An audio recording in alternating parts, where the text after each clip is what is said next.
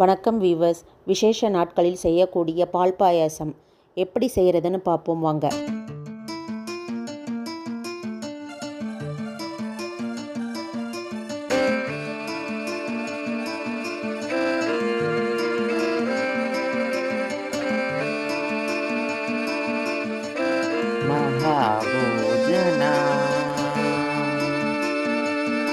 கால் cup ஜவ்வரிசி எடுத்துக்கணும். நான் நைலான் ஜவ்வரிசி எடுத்துகிட்ருக்கேன்.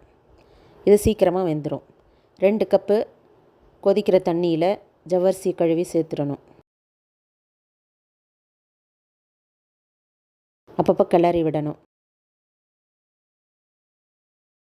கொதி வந்ததும் மிதமான தீயில் வச்சுக்கணும். ஜவ்வரிசி வந்தது இது போல் கண்ணாடி மாதிரி இருக்கும். அது வரை வேக விடணும்.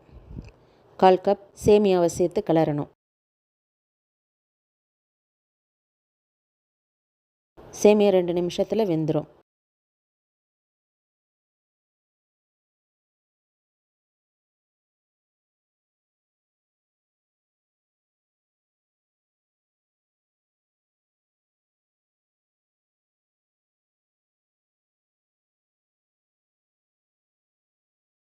சேமியா வெந்ததும் பால் 1 கப் சேர்த்துடணும். நான் பச்சை பால் சேர்த்துக்கிட்டு இருக்கேன். காய்ச்சி ஆற வச்ச பாலும் சேர்த்துக்கலாம்.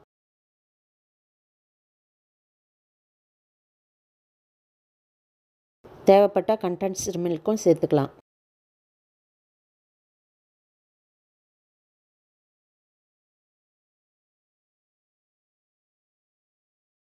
ஏலக்காய்த்தூள் 1/4 டீஸ்பூன் சேர்க்கணும். கிளறி விடணும். கொதி வந்ததும் கிளறி இறக்கிடணும். தாளிப்பு கரண்டியை வச்சு 1 ஸ்பூன் நெய் விடணும்.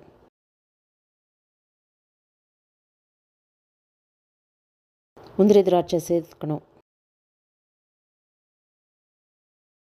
பொன்னிறமாகிற வரைக்கும் வறுத்தெடுக்கணும்.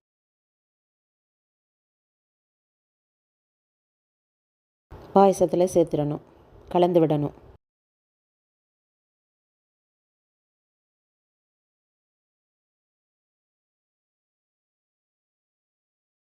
எந்த ஒரு பாயசமாக இருந்தாலும் அடுப்புலேருந்து கீழே இறக்குனதுக்கப்புறம் தான் சர்க்கரை சேர்க்கணும்.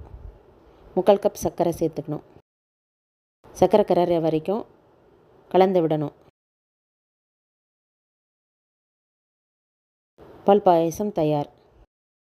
வீவர்ஸ், இந்த பதிவு பிடிச்சிருந்தால் லைக் பண்ணுங்கள், ஷேர் பண்ணுங்கள், சப்ஸ்கிரைப் பண்ணுங்கள். நன்றி.